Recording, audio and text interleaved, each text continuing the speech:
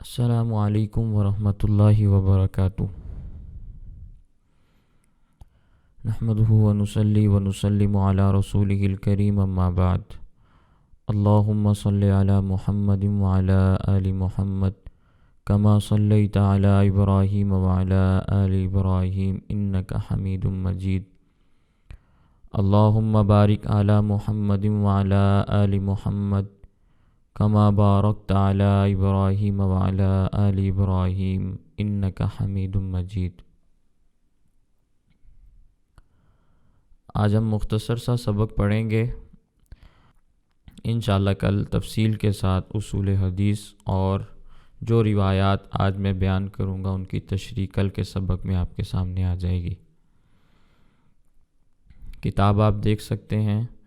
آج ہمارے سامنے باب ہے، باب غسل الیدین فی الوضوء۔ باب غسل الیدین فی الوضوء، یہ بات ذہن نشین فرما لیجئے کہ آپ کو حدیث پاک کی عبارت پڑھنی آنی چاہیے۔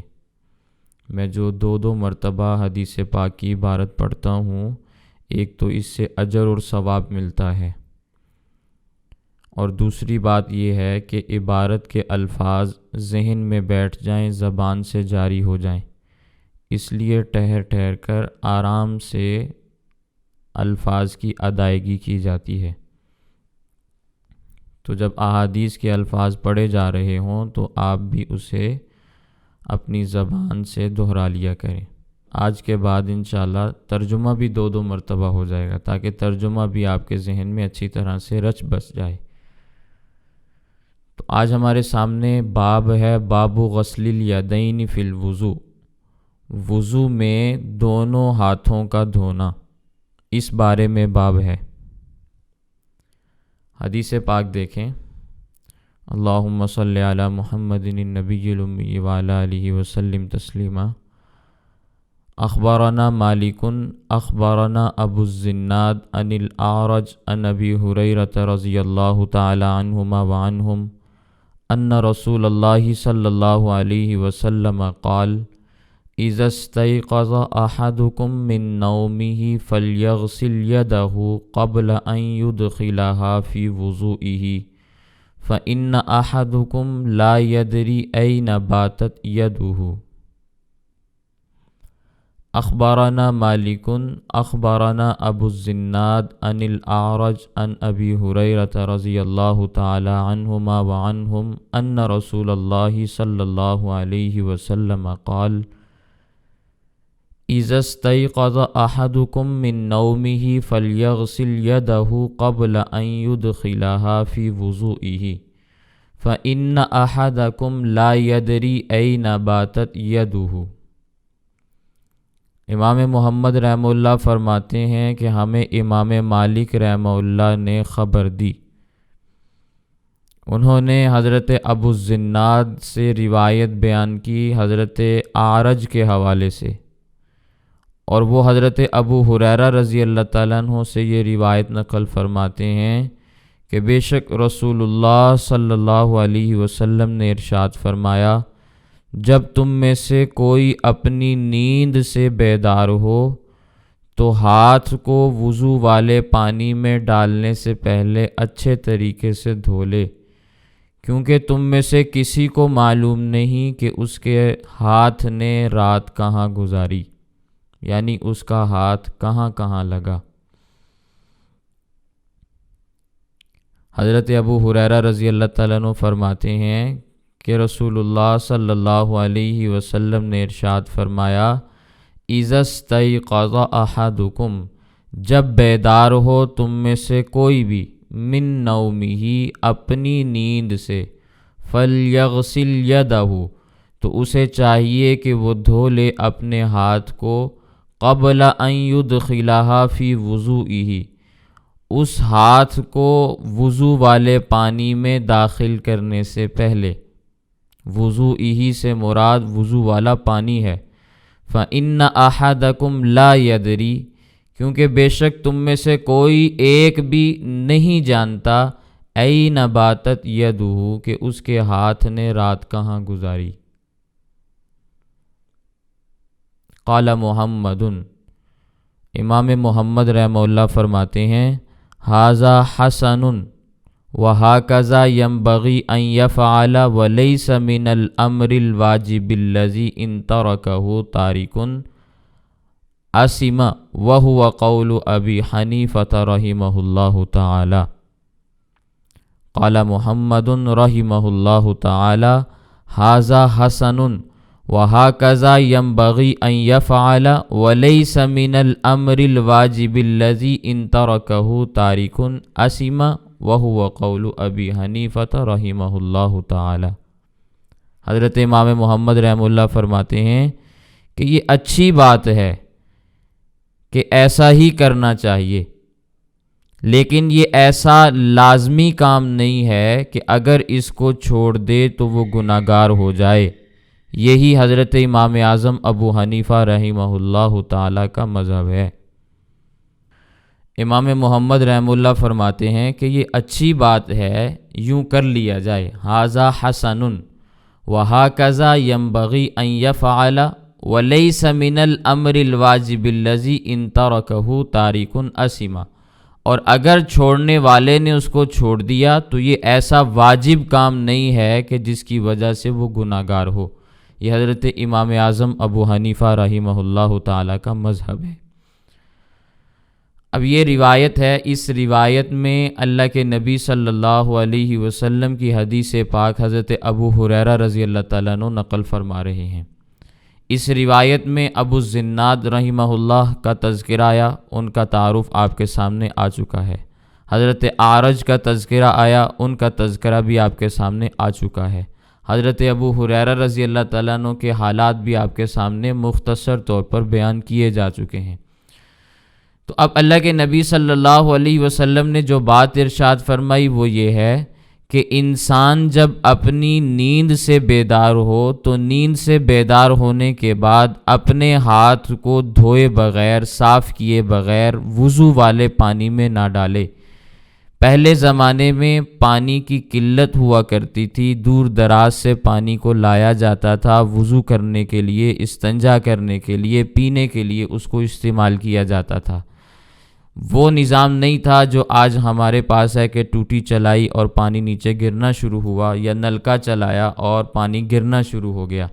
یہ وہ زمانہ نہیں ہے، اس لیے پانی رکھا ہوا ہوتا تھا۔ تو اب کوئی شخص ایسا جو سو کر آیا ہے اور اسے معلوم نہیں کہ اس کے ہاتھ رات کو کہاں کہاں استعمال ہوئے، اور وہ آ کر صاف پانی میں ہاتھ ڈال دے تو وہ سارے کا سارا پانی گندا ہو جانے کا خوف اور اندیشہ ہے، گندا ہو جانے کا خوف اور اندیشہ ہے۔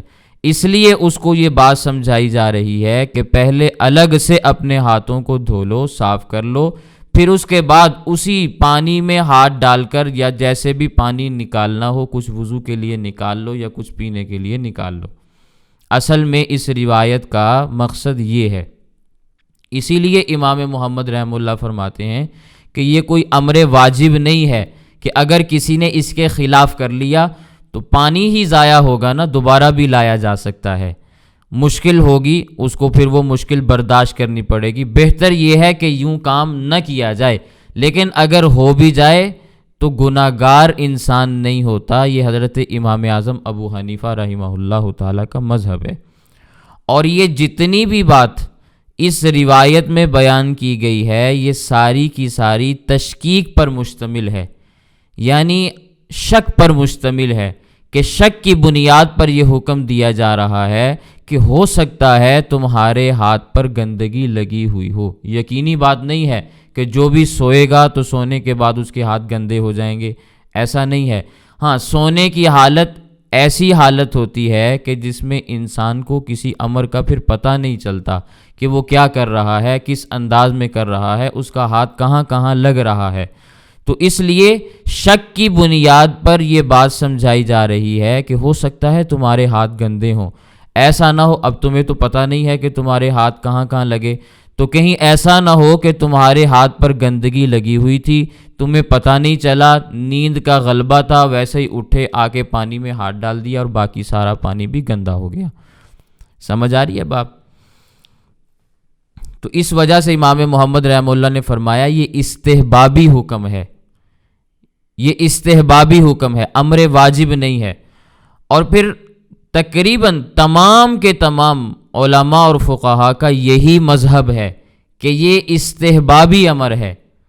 حضرت امام احمد بن حنبل رحمہ اللہ کے حوالے سے یہ بات ان کی فقہ کی کتابوں میں بعض حضرات نے لکھی ہے کہ حضرت امام احمد بن حنبل رحمہ اللہ اس کو واجب قرار دیتے تھے کہ جو آدمی بھی رات کو سونے کے بعد اٹھے تو اٹھنے کے بعد وہ اپنے ہاتھوں کو دھوئے، یہ واجب ہے اس کے لیے کہ وہ ایسا کرے، کیونکہ اللہ کے نبی صلی اللہ علیہ وسلم نے فرما دیا، تو وہ اس کو واجب شمار کیا کرتے تھے۔ لیکن حنبلی علماء میں اکثریت آج بھی اس پر فتویٰ نہیں دیتی، وہ یہی بات کہتے ہیں کہ یہ امر استحباب ہے، امر استحباب ہے، امر وجوب نہیں ہے۔ ٹھیک ہے، یہ حکم اللہ کے نبی صلی اللہ علیہ وسلم کا واجب نہیں ہے، بلکہ یہ استحبابی امر ہے۔ اور مغنی ابن قدامہ وغیرہ میں اور اسی طرح دیگر کتابوں کے اندر یہ دوسرا قول جو میں نے آپ کے سامنے بیان کیا حنبلی مذہب کا، یہ وہاں آپ کو مل جاتا ہے۔ اچھا، اب اگر کوئی شخص یہ کام کر لے کہ شک کی بنیاد پر اس کو معلوم نہیں ہے کہ اس کا ہاتھ گندا ہے یا صاف ہے، پتہ نہیں تھا نا کہ ہاتھ گندا ہے یا صاف ہے، لیکن اس نے اس ٹب کے اندر یا اس بالٹی کے اندر یا جہاں پانی محفوظ تھا وہاں پر ہاتھ ڈال دیا۔ اب تمام کے تمام علماء اور فقہا یہی فتویٰ دیتے ہیں کہ وہ پانی اگر مائع قصیر ہو یعنی زیادہ پانی ہو یا مائع قلیل ہو تھوڑا پانی ہو، یہ مائع قلیل اور مائع کثیر میں علماء کا اختلاف ہے، لیکن جو مسئلہ ابھی میں بیان کرنے لگا ہوں اس میں اختلاف نہیں ہے۔ سب کے سب علماء اور فقہا اس بات کے اوپر متفق ہیں کہ اگر اس نے ہاتھ ڈال بھی لیا تو ہم پھر بھی اس پانی کے استعمال کی اجازت دے دیں گے، کیونکہ شک پر مشتمل ہے یہ بات، اور اگر یقینی بات ہے واقعتاً اس کے ہاتھ پہ گندگی لگی ہوئی ہے تو پھر وہ پانی گندا شمار ہو جائے گا۔ تو اس بنیاد پر حضرت امام محمد رحمہ اللہ فرماتے ہیں کہ یہ امر واجب نہیں ہے بلکہ استحبابی امر ہے۔ اور یہ معاملہ میں نے اس لیے آپ کے سامنے بیان کر دیا وضاحت کے ساتھ کہ بعض حضرات نے حضرت امام محمد رحمہ اللہ کی جانب اس بات کی نسبت کی ہے، کیونکہ مسلم کے اندر روایت آتی ہے، اللہ کے نبی صلی اللہ علیہ وسلم نے ارشاد فرمایا کہ جو شخص بھی بیدار ہو، بیدار ہونے کے بعد وہ اپنے ہاتھوں کو دھوئے تو 3 مرتبہ اپنے ہاتھوں کو دھوئے، وہاں پر سلاسن کے الفاظ آ رہے ہیں۔ تو بعض حضرات نے فرمایا کہ یہ تو سنت عمل تھا۔ امام محمد رحمہ اللہ نے فرمایا کہ لیس من الامر الواجب الذی ان ترکہ تارک آثم، کہ امام محمد رحمہ اللہ کہہ دیتے ہیں کہ بھی کوئی بات نہیں، اگر چھوڑ بھی دیا تو پھر بھی گناہگار نہیں ہے، حالانکہ سنت کو چھوڑنے والا متفق علیہ گناہگار ہے، کسی کا بھی اس میں اختلاف نہیں۔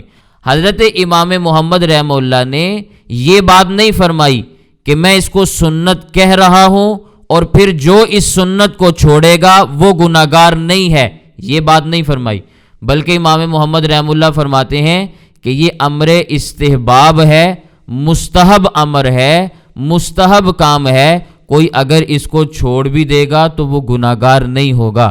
تو امام محمد رحمہ اللہ اگر اس کو سنت سمجھتے تو پھر کوئی شخص ان کے اوپر اشکال کرتا، اعتراض کرتا یا ان کے اوپر طعن و تشنیع کرتا کہ انہوں نے ایک چیز کو سنت سمجھا، پھر سنت سمجھنے کے بعد اس کے چھوڑنے والے کو گناہگار بھی نہیں سمجھ رہے، یعنی ان کے نزدیک سنت کی کوئی اہمیت نہیں، نعوذ باللہ من ذالک، پھر یہ الزام درست سمجھا جاتا۔ لیکن حضرت امام محمد رحمہ اللہ فرماتے ہیں ھذا حسن، یہ استحبابی امر ہے، اور یہ صرف حضرت امام محمد رحمہ اللہ کا مذہب نہیں ہے، احناف کا مذہب نہیں ہے، بلکہ میں نے آپ کے سامنے حضرت امام احمد بن حنبل رحمہ اللہ کے حوالے سے ان کا مذہب بھی بیان کر دیا۔ البتہ ایک روایت ان کی دوسری بھی آتی ہے، لیکن فتویٰ ان کا جس روایت پر ہے وہ استحبابی امر پر ہے۔ اسی طرح شوافع ہیں، اسی طرح مالکیہ ہیں۔ تو سب کے سب علماء فقہا محدثین اس بات پر مجتمع ہیں، جمع ہیں کہ یہ استحبابی امر ہے۔ تو امام محمد رحمہ اللہ نے بھی اس کو استحبابی حکم ہی بیان کیا ہے، تو اس لیے اس بنیاد پر ان پر کوئی کسی قسم کا اعتراض یا الزام نہیں لگایا جا سکتا۔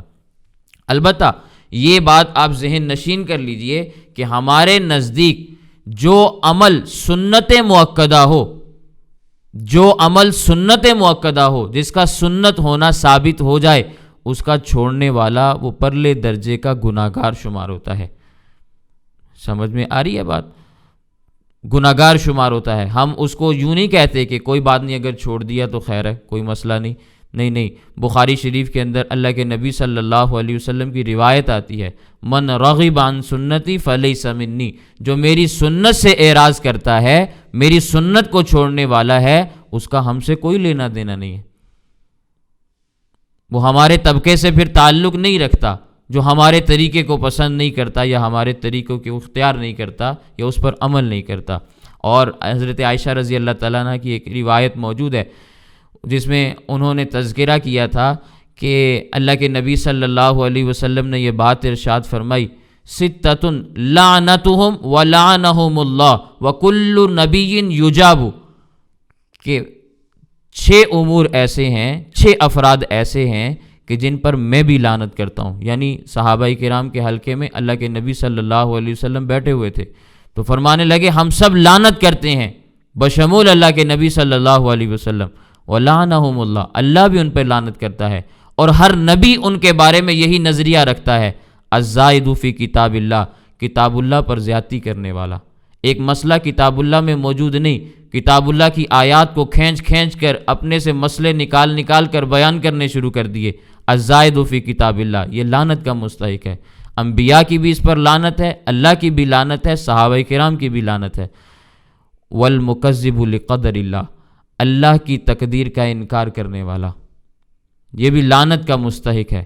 والمتسلط بالجبروت، جبر کے ساتھ کسی دوسرے کے اوپر مسلط ہو جانے والا، وہ جبری حکمران ہو یا حکمرانی کی طرز پر کسی بھی قسم کا ایسا سیٹ اپ ہو جس میں آپ جبری طور پر کسی کے اوپر مسلط ہو جائیں، لیذل من اعزہ اللہ، تاکہ آپ لوگوں کو ذلیل کر دیں جن کو اللہ نے عزت دی، اور جن کو اللہ نے ذلیل کیا آپ ان کو عزت والا بنا دیں۔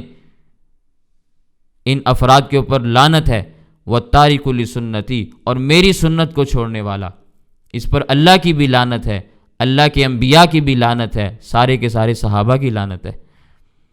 تو ہم کبھی بھی اللہ کے نبی صلی اللہ علیہ وسلم کی سنت کے بارے میں ایسا نظریہ نہیں رکھ سکتے کہ کوئی بات نہیں، اگر چھوڑ دیا تو پھر کیا ہوا، خیر ہے، کوئی بات نہیں۔ یہ ہمارا نظریہ نہیں ہے، بلکہ ان روایات کی بنیاد پر ہم تارک سنت کو گناہگار سمجھتے ہیں اور پرلے درجے کا گناہگار سمجھتے ہیں۔ لیکن یہاں مسئلہ یہ ہے کہ ہم نے اس کو سنت سمجھا ہی نہیں، اور صرف ہم نے نہیں سنت سمجھا، کسی نے بھی اس کو سنت نہیں کہا سوائے حضرت امام مسلم رحمہ اللہ کی اس روایت کے۔ خود امام مسلم رحمہ اللہ نے بھی اس روایت کو بیان کرنے کے بعد اس کو سنت نہیں فرمایا، باوجود اس کے کہ وہاں سلاسن کے الفاظ موجود ہیں۔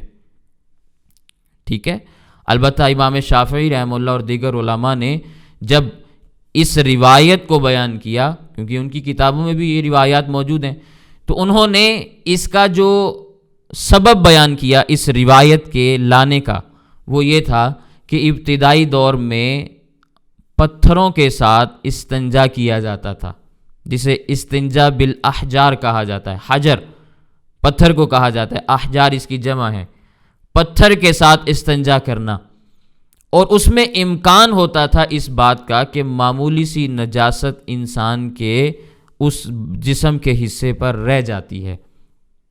امکان تھا، ضروری نہیں ہے کہ رہی ہو، امکان ہوتا تھا کہ کچھ نہ کچھ رہ جائے گی۔ اور آپ کو معلوم ہے کہ عرب کی سرزمین گرم علاقے ہیں، لوگ چادریں باندھتے تھے، لنگیاں باندھتے تھے، دھوتی پہنتے تھے، جب سو جاتے تھے تو پسینہ بھی آتا تھا۔ اس بات کا امکان ہوتا تھا کہ اس محلے نجاست پر، نجاست والی جگہ پر اگر کسی کا ہاتھ لگ گیا تو ممکن ہے کوئی معمولی سی نجاست اس کے ہاتھ پر بھی لگ جاتی، تو اس لیے حکم دیا کہ اس کو دھو لو۔ اسی لیے میں نے یہ بات آپ کے سامنے عرض کی کہ یہ سارے کا سارا معاملہ شک کی بنیاد پر ہے، شک کی بنیاد پر ہے۔ اگر کسی وجہ سے وہ شک زائل ہو جائے، کوئی تصدیق کرنے والا اس کی تصدیق بیان کر دے کہ بھئی تمہارے ہاتھ تو ہم نے پوری رات باندھے ہوئے تھے، کیسے ممکن ہے کہ تمہارا ہاتھ تمہارے اس جسم کے حصے پر لگ جائے جہاں نجاست لگی ہوئی تھی، تو اس کے لیے یہ چیز ضروری نہیں ہے۔ سمجھ آ رہی ہے بات؟ بہرحال یہ اللہ کے نبی صلی اللہ علیہ وسلم کی حدیث پاک ہے، اور اس پر تمام کے تمام حضرات علماء کرام متفق ہیں کہ یہ استحبابی امر ہے۔ لیکن آج کل کے زمانے میں اس پر عمل نہیں ہوتا، کیونکہ ہمارے ہاں معاملات اور قسم کے ہیں، وضو کرنے کا طریقہ ہی بالکل اور ہے، پانی استعمال کرنے کے جو ذرائع ہیں وہ ہمارے ہاں بالکل مختلف ہیں۔